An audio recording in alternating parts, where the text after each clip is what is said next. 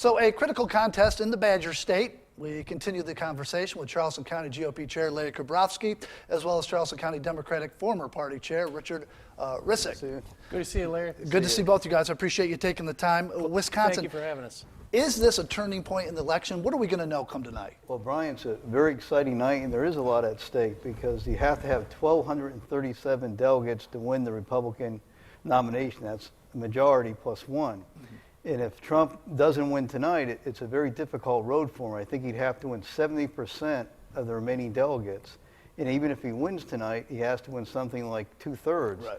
So it can be done, but it's also true for Cruz. Even if he won tonight, he'd have to get something like 105% of the remaining delegates. So, the people should decide it, and if there's a majority before the convention, that's it. There's no discretion. Right.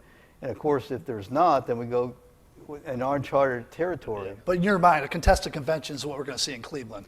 It's more and more likely, right. But you have to remember that the reason it's so important tonight, there's nothing for 2 weeks until New York, and then you go to the Yankee primaries, yeah, right, exactly. And then of April with Pennsylvania, Rhode Island, Delaware, and Connecticut. Nate Silver's done a great statistical analysis, and it's on his website, 538. It says, can you get Donald to 1237? And it allows you to play with the numbers and look at it. And statistically, just based on the pure math, it's becoming more and more difficult for him even to come close to actually getting that number, and especially if he doesn't win tonight. It's been a bad week for him. He's talked about the wife attacks on the wife, abortion talk. He also speaks his mind. But do you think these Trump gaffes, as some people are saying, are finally having an effect at the polls? Well, I don't think it's a gaffe. I think he's speaking what is his truth, and he's being revealed for what he is. He's a misogynist. He's a racist. He brings about what is the ugliest parts of America. He has violence at his rallies. This is not, nor does he ever demonstrate the qualities of a leader.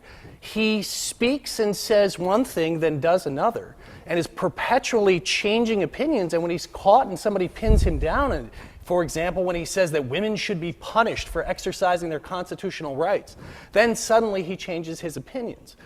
This is a man who's not demonstrating he's fit to be leader of our country. It's for the people to decide this, but the truth is that either of us can hurl adjectives at each other, and there may be an election in November. If we can look at Hillary Clinton, her thing is she going to be indicted or not?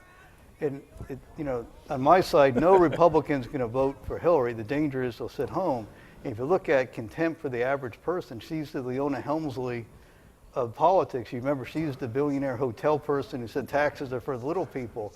If you look at the Clinton Foundation, taking money when you're the Secretary of State and millions of dollars going to them when you're dealing with foreign governments, any of us would be in jail if we did what she did. So that, the people, it's true on both sides. There's going to be intense dislike. You heard Richard's perspective on Trump. But it's and not our my perspective on It's Hillary. a matter of fact and polling. No one has higher negatives than Donald Trump. Well, and in she fact, has just very the high anecdotal negatives data. as well. My closest friend in the world, my best friend is a Republican elected official in Cleveland, Ohio. And you know what he said? He said he would hold his nose and vote for Hillary Clinton because she would be better for America than Donald Trump. And I know plenty of reasonable people who view this and say this man is dangerous for our country. Well, I would take the position, if you look at also at stake tonight in the Democratic side, Hillary has lost 5 of the last 6 elections.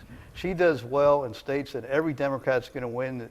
No Democrat's going to win. The Deep South, where there's heavy, she's identified herself as Obama's successor. She's done very well with African Americans, and virtually nowhere in states that matter in the general election. If she loses tonight, she'll have lost Wisconsin, Michigan, 7 out of 8. Minnesota, all states that are in play. Right, and New York's the biggest one for her, I think, coming up in a couple of weeks. That's probably not in play in November for us. But again, anyway. when you say she's lost the state, again, you're talking about only on a primary side. All right, fellas, I'm out of time. I'm so sorry. I'd love to talk all day about this, but unfortunately we're in a time restraint. But Richard, Larry, thank you very much for your insights. Thank you so much for having us. Always a pleasure. All right,